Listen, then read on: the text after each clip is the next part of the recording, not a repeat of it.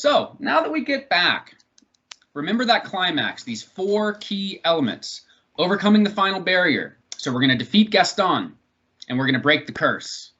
And by the way, symbolically, it's going to be at a precipice, which when you see one precipice, you're like, oh, that's not a threshold. But when you see it happen over and fucking over, from Black Panther all the way to multiple Disney movies, you see, oh, they're using the precipice as a visual image of the surface from the underworld.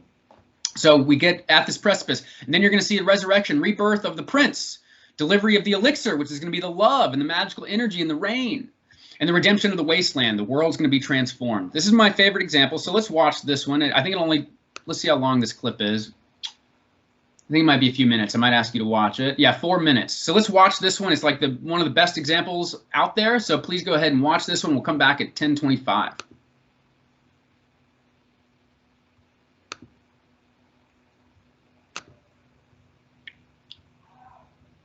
Oh, where's that one?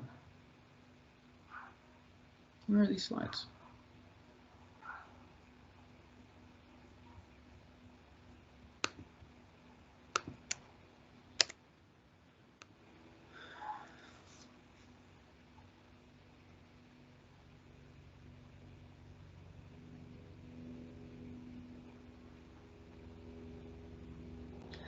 At the threshold, Gaston falls back into the abyss. This is also the return of Belle. Belle has just returned. But now we're going to have death just in time for rebirth, just like so many heroes.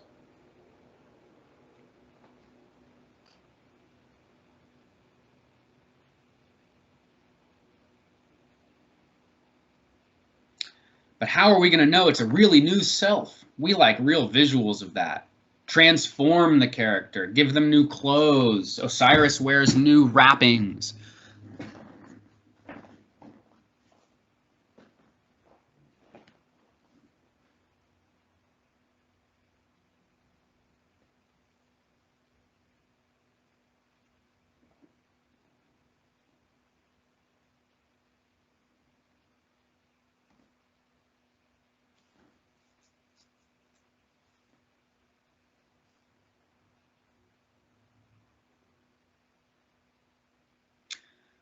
Remember, the hero's journey is often a fractal, so we like to have the whole little thing sometimes in most important scenes.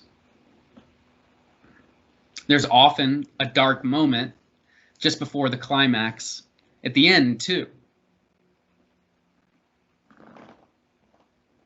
Kind of repeat that whole little motif again of the death and resurrection.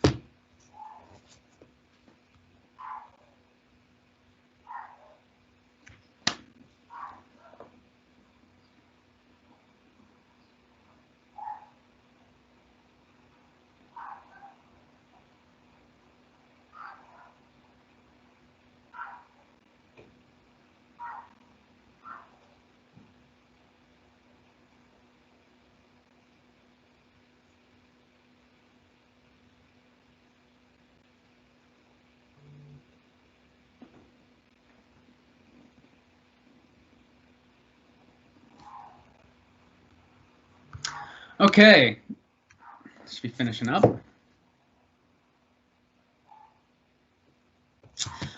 So you saw it all really, really, really tight together there. You saw the defeat of Gaston, the breaking of the curse, the resurrection of the character, of Belle, who now believes in him and shows up and delivers the elixir, which is the kiss, but also the love, also the magical energy and the rain, which transforms and redeems the wasteland. So all that happens in this really tight scene, and at a precipice, at a kind of threshold, right?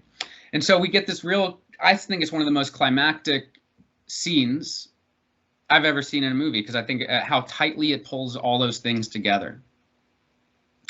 So we won't have time for other clips, but I hope you'll go back and watch some of these. I don't know why these slides aren't loading, but I want to call your attention. I don't know where this one is, but also look around for some other clickable places, like the Return of Spring. This one will show you the Silly Symphonies. Return of Spring, I don't think we'll have time to watch it. I hid a little one over here. This is the awakening, the awakening of Dorothy. I don't know why I put Alice there. Just goes to show how my mind connects things. So you can see, of course, Dorothy comes back from the other world and wakes up in her normal world. Alice wakes up in her normal world. And The Return of Spring is a great little silly symphony Disney movie. So, of course, here we see in Star Wars, it's going to kind of go show you how these things all line up in just a few of these movies before we go. Vader's defeated and the Death Star is destroyed. Great barriers, right? And also the barrier, which is the challenge of getting that little thing through. The resurrection, Han Solo shows up, and that's the, I'm only in it for money, and that's redemption. Redemption is also resurrection, right? It's time he comes back and he saves the day, and Leia now thinks he's great. So that's a resurrection of Han Solo. His arc is completed, but also Obi-Wan comes back, and there's your resurrection. Delivery of elixir. Luke, use the Force. There's the insight, the core insight that he's supposed to be doing. And he puts down the machines, and he only then is he able to deliver the blast, which is this kind of symbolic elixir that's going to redeem the wasteland by destroying the barriers. And so we're going to have a world without the tyranny of the Death Star, and we see this redeemed wasteland and the celebration of the rebel base and the relatively rescued Empire, which we'll of course find out there's more rescuing to do later. With just a few minutes left, this one's one of my favorites. This one I have to trim and mess with this clip a little bit more, but this does almost the exact same things as Beauty and the Beast. So it gives you an example of the continuity of Disney, right? So we have all these same little pieces. He's fighting a dragon at a precipice.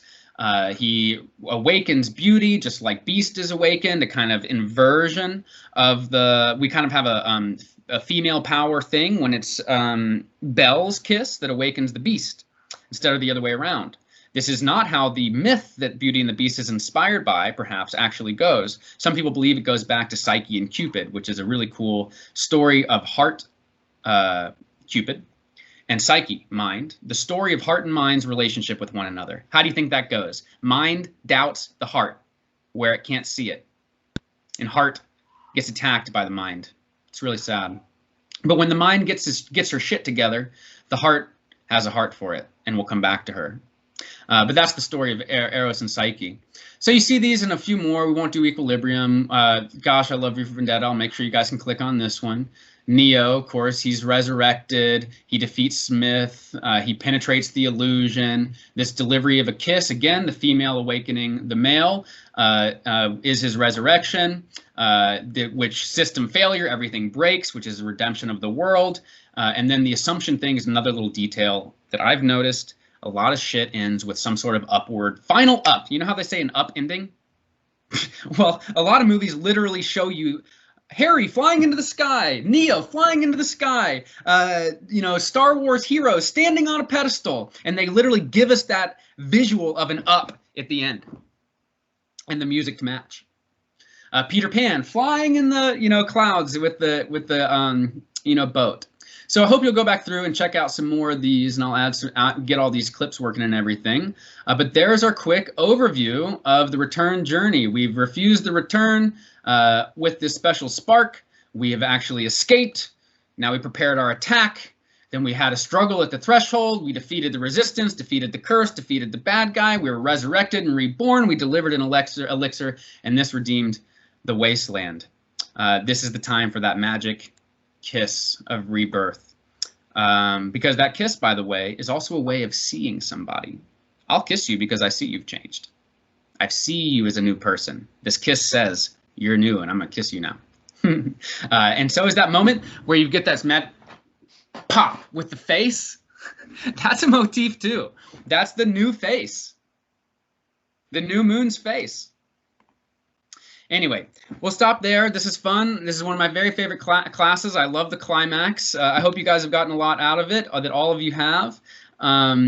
And next class session, we'll do a full-on review of everything in the class. And just as a reminder, I think it will help you when you're writing your story. Now you have all the material to start really working with your outline.